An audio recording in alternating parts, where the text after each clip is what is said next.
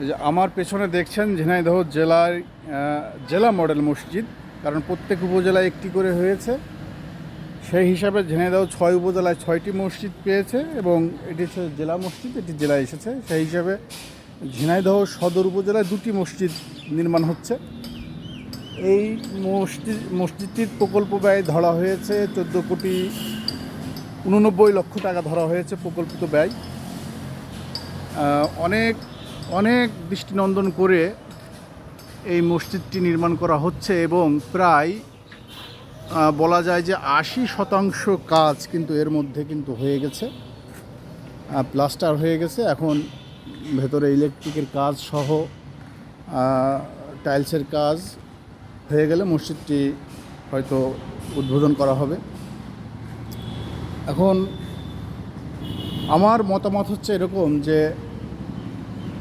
ঝিনাইদহে একটি ভালো হাসপাতাল নেই।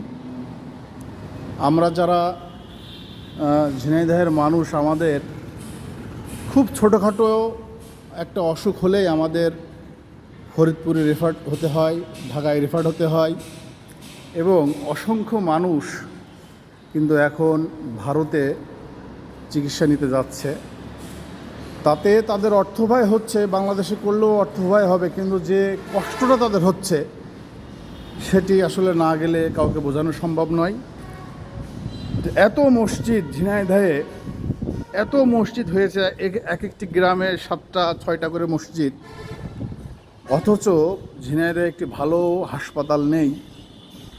এই যে এখানে 14 কোটি টাকা ব্যয় করা হয়েছে, আমি সব মিলিয়ে ধরে নিচ্ছি 30 কোটি টাকা ব্যয় হয়েছে 7টা মসজিদে। এই 30 কোটি টাকা দিয়ে যদি একটা হাসপাতাল বানানো যেত, প্রযুক্তি নির্ভর হাসপাতাল, তাহলে অনেক মানুষের অনেক দুঃখ কষ্ট লাঘব হতো বলে আমি মনে করি। এবং সেই মানুষের দুঃখ কষ্ট লাঘব করা গেলেও কিন্তু এক প্রকার ধর্ম কিন্তু হয়ে যায়, কারণ প্রত্যেকটা ধর্মে মানুষের কল্যাণের কথাই কিন্তু বলা হয়েছে।